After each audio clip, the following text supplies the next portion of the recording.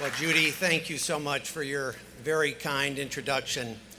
You've played a very important role in our family's ongoing commitments to Anderson, and on behalf of my whole family, we thank you for your leadership and your vision and your dedication. You've been a remarkable driver of change during your time here, and it's the courage to change and to lead change that I want to address with all of you today. First, I want to thank the faculty and the administration for this great opportunity. Most of all, I want to send my deep congratulations to the class of 2018 and to your parents and families and supporters and friends. Thank you for this great honor of addressing you. It's especially meaningful for me to represent my family on this campus here today.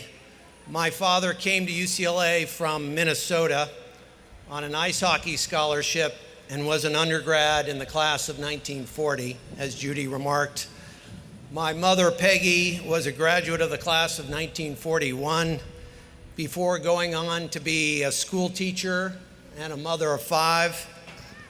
And my stepmother, Marion, could not have been more proud to build on our father's original commitment to Anderson out of her meaningful friendship with and respect for Dean Olian and her deep admiration for you students, the faculty, and the board of advisors.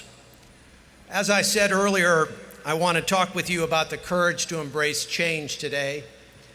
I've always been struck by the difference between those with a growth mindset. I can learn, I can change, I can always get a little bit better. And those with a fixed mindset, things are just fine the way they are. And I've always been fascinated by those who have the strength to pause and after taking the time to overcome their fear of failure, have the guts to take substantial risks. But the one thing I think we can all agree on is that change is difficult. I was recently talking with my board chairman at First Beverage, Jim Bereither, about how most people want to run from change. Jim has held senior leadership positions at Brown-Forman and Seagram's, both old-line family liquor businesses. We were talking about how we both like change and agreed that embracing change made us a little bit better. Jim told me, interestingly, that throughout his career, he would move the office furniture around every 12 to 15 months. I had never heard of anything like this, and I was impressed, and I thought, what a fantastic way to change and shake up how we mentally and physically come into our workspace. And then I left the conference room where Jim and I had been meeting, walked down the short hallway back to my office. I was dead set on reorganizing my furniture. And then I sat back in my chair and thought, nope, I like it just the way it is, and I like the view. And within 30 seconds, I had come up with 5 really good reasons why moving anything was a really bad idea. And within another 30 seconds, I had pretty much forgotten Jim's creative idea entirely. I had forgotten it entirely until, of course, I started to write a speech about how all of you need to embrace change. But isn't that how it often plays out? We profess that we like change and are comfortable with it, but we really only like our kind of change, only on our schedules. Our comfort zones are so highly personal and unique, a result of our upbringings and our role models, the memories of our successes, and also of our past echoing failures. But I don't think we're put here to hold back or be complacent about needed change. In 2005, after 14 years working in my family's business, working alongside my father, I decided to leave and start my own company, which became First Beverage, now, as Judy said, a private equity firm investing in emerging beverage founders who have had the guts to take on the large mainstream incumbents. I knew I had an entrepreneurial voice that I needed to finally listen to and follow.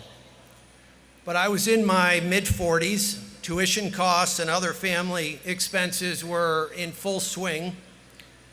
My dad had been a thoughtful teacher and mentor, and I could not have asked for a better business education after leaving my work as a lawyer. I felt tremendous loyalty to him and the vision of what our family business had become and what it could be in the future. And contemplating this kind of change was simply not the norm in our family, to say the least. So there I was, thinking about leaving a very safe family business position, and I couldn't find anyone else really in my universe to talk to who had ever left a family business job midlife, mid-career. But fortunately, a few good mentors and close relatives were there to listen to my predicament. They just kept listening. Their listening was a kind of generous wisdom all by itself, without words. And it was when I got tired of hearing my own excuses for why I couldn't leave, why I couldn't do a startup in my 40s. It was then that I knew the personal cost would be too high if I didn't follow my own path. Now, for all of you graduates, this message may be somewhat unnecessary. As a generation, you change jobs more frequently, and you make a really great habit of seeking out new experiences. But my guess is that some of you still hesitate to embrace change as much as the rest of us. Many of you will be heading off to companies desperately in need of lessons from you on how to adjust to this new world. A world many old companies now find terrifying. I've seen that terror in the eyes of many large beverage suppliers who have been slow to realize that today's beverage consumer wants local and better-for-you brands with authentic stories behind them, rather than bland, mainstream products with unhealthy ingredients. And there's no better example of this change than what we've seen in the craft beer movement, a topic I have a feeling some of you graduates might know something about. My friend Kim Jordan showed incredible courage when she and her then husband founded New Belgium Brewing 30 years ago. Their first beers were brewed in the basement of their home in Fort Collins, Colorado. Kim was a former social worker who delivered cases of beer to local bars out of her family's station wagon. Over the years, she had the courage to transition her brewery to wind power and convert her company to 100% employee ownership.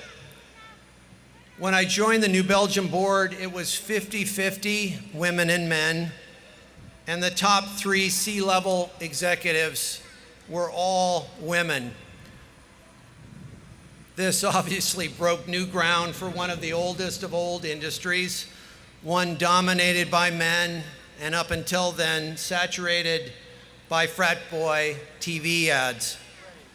Kim's courage to break the old corporate model and her success are part of what led to recent remarks by Georgie Paulo Lehman, the esteemed investor in companies like Anheuser-Busch InBev, SAB Miller, Kraft, and Heinz.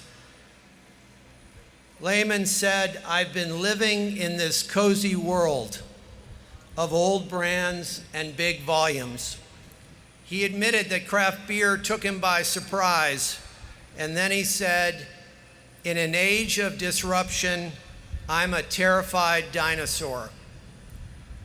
To lead change, you'll all need to step out of your cozy worlds, however you've constructed them, and model the change you want to be known for. And that'll take grit and courage. You're not going to be able to ask others to grab and embrace change before you do. You're going to have to move your own office furniture first. If you have the courage to change, when you do, your reward will be a richer and more diverse life. As the author Gail Sheehy has written, if we don't change, we don't grow. If we don't grow, we aren't really living. When I was having my last conversation with my father about my planned departure, I recognized that we weren't really getting through to each other.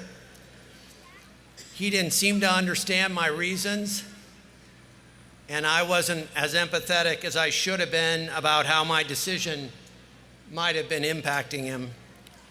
So I took a different approach, and I went back to his earlier years. I think if you were me, I said, you would have left many years ago. My dad was nearly 40 when he invested in his first operating company, and I was 46 at the time of this conversation. He didn't respond initially. We sat in silence, but soon he smiled and I smiled, and we both got each other at that moment. I am pretty certain that the decision to leave my family's business at that time in my life saved my career and in some ways saved me. I want to conclude with a short and simple admonition from the poet Mary Oliver in a recent poem of hers. She writes, "There is nothing more pathetic than caution when headlong can save a life, even possibly your own." Thank you so much.